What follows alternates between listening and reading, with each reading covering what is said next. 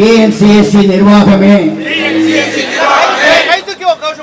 வேண்டும் வேண்டும் கணிப்பணியாளர்களுக்கு பணி நிரந்தரம் வேண்டும் வேண்டும் வேண்டும் கழகத்திலிருந்து நேரடி ஊதியம் வழங்க வேண்டும் வேண்டும் வேண்டும் உழைப்புக்கேற்ற ஊதியம் வழங்க வேண்டும் வேண்டும் வேண்டும் கணினி பணியாளர்களுக்கு அடிப்படை வசதி செய்து தர வேண்டும் வேண்டும் வேண்டும் பெண்களுக்கு பிரசவ கால விடுப்பு வழங்கிட வேண்டும் வேண்டும் வேண்டும் குறிப்பிட்ட காலத்திற்குள்ளாக ஊதியம் வழங்க வேண்டும் வேண்டும் வேண்டும் கணிப்பணியாளர்களுக்கு பணி ஒதுக்கீடு செய்து தர வேண்டும் டிஎன்சிஎஸ்சி நிர்வாகமே டிஎன்சிஎஸ்சி நிர்வாகமே வேண்டும் வேண்டும் 17 ஆண்டுகளாக பணிபுரியும் கணினி பணியாளர்களுக்கு பணி நிரந்தரம் வேண்டும் வேண்டும் வேண்டும் கழகத்தில் இருந்து நேரடி ஊதியம் வழங்க வேண்டும் வேண்டும் வேண்டும் உழைப்புக்கேற்ற ஊதியம் வழங்க வேண்டும்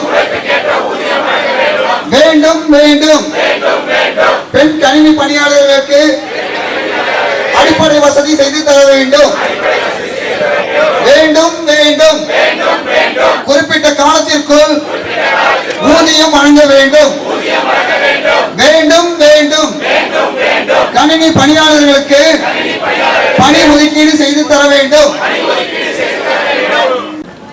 கிடங்குகள் அலுவலகங்கள் ஆகியவற்றில் கடந்த 17 ஆண்டு காலமாக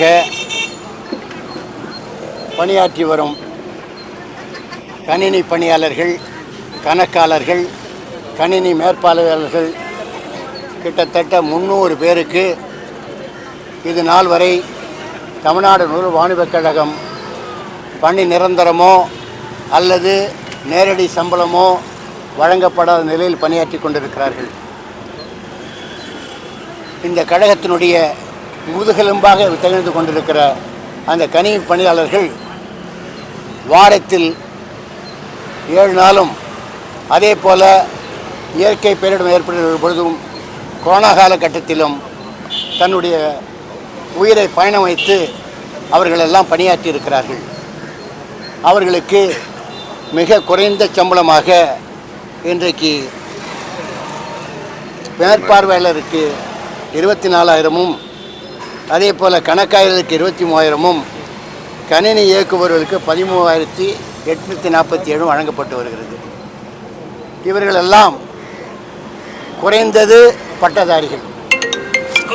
அவர்கள் பெரும்பாலானோர் பி கம்ப்யூட்டர் சயின்ஸ், அதே போல் எம்எஸ்சி, எம்ஃபில், டாக்டரேட் படித்த இந்த பணியாளர்களுக்கு இன்றைக்கு தமிழக அரசோ மத்திய அரசோ நிர்ணயிக்கப்பட்டிருக்கிற அந்த குறைந்தபட்ச ஊதியத்தை கூட வழங்கவில்லை என்பது ஒரு யதார்த்த உண்மை. 17 ஆண்டு காலமாக இவர்கள் போராடி கொண்டிருக்கிறார்கள். அந்த போராட்டத்தை இந்த நிர்வாகம் செவிசாய்க்கவில்லை. நிர்வாகம் நேரடியாக சம்பளம் வழங்காமல் எல்காட் நிறுவனத்திற்கு சம்பளத்தை வழங்கி, எல்காட் நிறுவனத்திலையும் அவர்கள் பணியாற்றாத நிலையிலே ஒரு தனியார் துறையில் இருக்கிற அந்த கம்ப்யூட்டர் கம்பெனிக்கு அவர்களை ஒப்படைத்து அவர்கள் மூலமாக சம்பளம் வழங்கப்படுகிறது. இது ஒரு வேதையான ஒரு நிகழ்ச்சி. எப்படின்னு கேட்டிங்கன்னா, இப்போ சிவில் சப்ளைஸ் கார்பரேஷன் எவ்வளோ பணம் கொடுக்குதுன்னு எங்களுக்கு தெரியாது.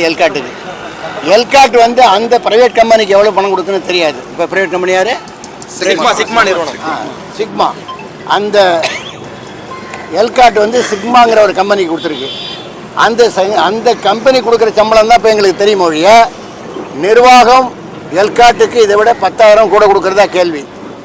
அதில் அவங்க 5,000 எடுத்துகிட்டு இவன் 5,000 எடுத்துகிட்டு பாக்கி அவங்ககிட்ட கொடுத்துட்ருக்காங்க. இதுக்கு நாங்கள் நிர்வாகத்தோட என்ன சொன்னோம், ஐயா நீங்கள் வந்து இந்த சம்பளத்தையே கொடுங்க, அந்த 10,000 உங்களுக்கு மிச்சம் வரும், நீங்கள் நேரடியாக கொடுங்கன்னு கேட்குறோம். வேறு ஒன்றும் பெருசாக நம்ம கேட்கல. ஏன்னா 17 ஆண்டு காலமாக இதை நம்பி இவங்களுக்கெல்லாம் இன்றைக்கி வந்து 45 வயசு, இன்றைக்கி குழந்தை குட்டிகள்லாம் ஆயிடுச்சு, வேறு எங்கேயும் வேலை கிடைக்காது. 40 வயசுக்கு மேலே போனால் 35 வயசுக்கு மேலே பிசிக்கு, 40 வயசுக்கு மேலே ஏசிக்கும் எங்கேயும் வேலை கொடுக்க மாட்டான். இந்த நிலையில் இவர்கள் இதை நம்பி வாழ்ந்து கொண்டிருக்காங்க. அது மட்டும் இல்லை, இந்த கணினி இயக்குபவர் இல்லை என்றால் தமிழ்நாடு நூறு வான்வே கழகத்தில் எந்த விதமான கணக்கையும் முடிக்க முடியாது.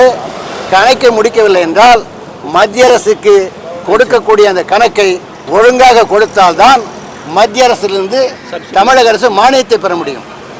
அந்த மானியத்தை பெற முடியாத நிலையை உருவாக்க வேண்டும் என்றால் இவர்கள் நினைச்சா உருவாக்கிடலாம். ஏன்னா கணக்கு ஒழுங்காக போகணும்னா இந்த கணினி இயக்குபவர் கம்ப்யூட்டர் ஆப்ரேட்டர்ஸ் தான் அது ஒழுங்காக கணக்கை போட முடியும். அந்த கணக்கு அலுவலகத்தை சமர்ப்பிக்கணும். அலுவலகத்துலேருந்து ஹெட் ஆஃபீஸ் வரும், எல்லா ரீஜன்லேருந்து ஹெட் ஆஃபீஸ் வரும். ஹெட் ஆஃபீஸ்லேருந்து இப்போ நெல் கொள்முதல் இருக்குது, நெல் கொள்முதலுக்கு மத்திய அரசாங்கம் தான் மானியம் கொடுக்குது. முழுக்க முழுக்க நெல் கொள்முதல் பண்ணுறது, அதை சேமிக்கிறது, அதை இயக்கம் பண்ணுறது, அதை அரைக்கிறது, அதை ரேஷன் கடைக்கு அனுப்புறது அத்தனைக்கும் மத்திய அரசாங்கம் தான் பணம் கொடுக்குது. நம்ம ஒழுங்காக கணக்கு கொடுத்தா தான் அவங்க பணம் கொடுப்பாங்க, இல்லைன்னா கொடுக்க மாட்டாங்க. ஆக மத்திய அரசாங்கத்துக்கு நல்ல அவப்பேர் ஏற்படக்கூடாது என்ற எண்ணத்தில் இவர்கள் எல்லாம் இரவு பகல் பாராமல் பணியாற்றுறாங்க. வேடிக்கை என்னன்னு கேட்டிங்கன்னா, எந்த ப்ரைவேட் கம்பெனியாக இருந்தாலும் சரி, அதாவது பிரசவ கால விடுப்பு பெண்களுக்கு உண்டு. அரசாங்கத்தில் இன்றைக்கி 1 வருஷம் ஆகிட்டான். சாஃப்ட்வேர் கம்பெனியில் 9 மாதம் ஆகிட்டான். இப்போ டிவிஎஸ்சில் எடுத்துக்கிட்டிங்கன்னா 9 மாதம் ஆகிட்டாங்க. சில கம்பெனியில் 6 மாதம் வச்சுருக்காங்க. 6 மாதத்துக்கு குறைந்து பிரசவ விடுப்பு எந்த ஒரு சாதாரண ஒரு 20 பேருக்கு மேலே வேலை செய்கிற எந்த கம்பெனிலையும் கிடையாது, இருக்குது. ஆனால் இந்த 300 பேர் வேலை செய்கிற இடத்துல எப்படி 150 பேர் பெண்கள் இருப்பாங்க. இந்த 150 பேருக்கும் பிரசவ கால விடுப்பு இல்லை என்பது மிக வேதனையான ஒன்று. அவருடைய கோரிக்கையில் அது ஒன்று பணி நிரந்தரம், 2வது நேரடி சம்பளம், பணி நிரந்தரம் செய்கிற வரை நேரடி சம்பளம், 3வது பணி ஒதுக்கீடு. அவங்களுக்கு பணி ஒதுக்கீடே கிடையாது, எல்லா வரையும் அவங்க தான் பண்ணணும். உடலில் 10 ஸ்டாஃப் இருப்பாங்க, அந்த 10 ஸ்டாஃப் வேலையும் யார் பார்க்குறாங்கன்னா இந்த கம்ப்யூட்டர் ஆப்ரேட்டர்ஸ் தான் பார்க்குறாங்க. அவங்களுக்கு பணி ஒதுக்கீடு வேணும், அவங்களுக்கு லீவு வேணும், அவங்களுக்கு மெடிக்கல் லீவ் கிடையாது, ஏன் லீவ் கிடையாது, கேஷுவல் லீவ் கிடையாது. ஒரு சட்டத்தில் எவ்வளோ தெளிவாக இருக்குது தெரியுங்களா? இதுக்கெல்லாம் இன்றைக்கி நம்ம கோட் ஆஃப் கான்டக்ட்டு அமல்படுத்திட்டோம். மத்திய அரசாங்கத்துடைய கோட் ஆஃப் கான்டக்டை அமல்படுத்தி அந்த அமல்படுத்தின வகையில் நமக்கு இன்றைக்கி என்னென்ன சலுகைகள் இருக்குது தெரியுங்களா? இப்போ இண்டஸ்ட்ரியல் எம்ப்ளாய்மெண்ட் ஸ்டாண்டிங் ஆர்டர்ஸில் வந்து மிக தெளிவாக சொல்லியிருக்கான். எத்தனை மணி நேரம் வேலை? 48 மணி நேரம் தான் ஒரு வாரத்தில் வேலை வாங்க முடியும். ஆனால் இவங்க எவ்வளோ நாள் வேலை செய்கிறாங்க தெரியுங்களா? 60 மணி நேரம் வேலை செய்கிறாங்க. இது சட்டத்துக்கு முரண்பட்டு இந்த நிர்வாகமும் அந்த கம்பெனியும், ப்ரைவேட் கம்பெனியும் இன்றைக்கி வேலை வாங்கிட்டு இருக்காங்க. இதை தடுத்து நிறுத்தணும். இது போன்ற பல்வேறு கோரிக்கைகளை முன்னிறுத்தி இன்றைக்கு இங்கே நடைபெறுகிற இந்த ஆர்ப்பாட்டத்திற்கு தமிழ்நாடு சிவில் சப்ளைஸ் கார்பரேஷனுடைய தொழிற்சங்கங்கள், இது வந்து கணினி ஆப்ரேட்டருங்கிறது ஒரு கான்ட்ராக்ட் லேபரர்ஸ் இருக்காங்க. பட் நாங்கள் வந்து சிவில் சப்ளைஸ் கார்பரேஷன் ஒட்டுமொத்த தமிழ்நாடு சிவில் சப்ளைஸ் கார்பரேஷனுடைய தொழிற்சங்கத்தைச் சேர்ந்த தலைவர் இங்கே வருகை தந்திருக்கிறார்கள். ஏடிஎம்எஸ்னுடைய தலைவர் ஜெய்சங்கர் அவர்கள் வந்திருக்கிறார்கள். அதே போல் சிஐடியுடைய தலைவர் மரியாதைக்குரிய நமது புவனேஸ்வரன் வந்திருக்கிறார்கள். அதே போல் ஏடிபி சங்கத்தினுடைய சிவன் வர இருக்கிறார்கள். அதுபோல் இங்கே இருக்கின்ற அத்தனை தொழிற்சங்கத்தை சேர்ந்தவர்களும் அதே போல் பிஎம்கே தொழிற்சங்கத்திலிருந்து வருகை தந்திருக்கிறார்கள். சிவில் சப்ளைஸ் கார்பரேஷனில் இருக்கிற அனைத்து தொழிற்சங்கங்களும் இதற்கு ஆதரவு தெரிவித்து இன்றைக்கு இந்த ஆர்ப்பாட்டத்திலே நாங்கள் கலந்து கொண்டிருக்கிறோம்.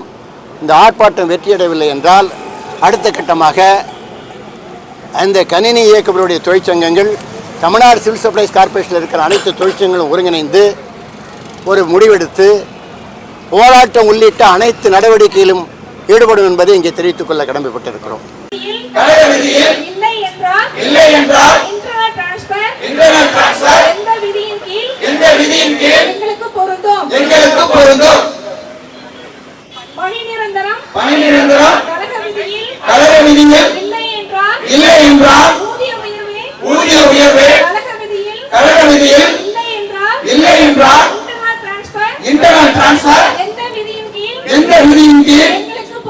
எங்களுக்கு பொருந்தும்.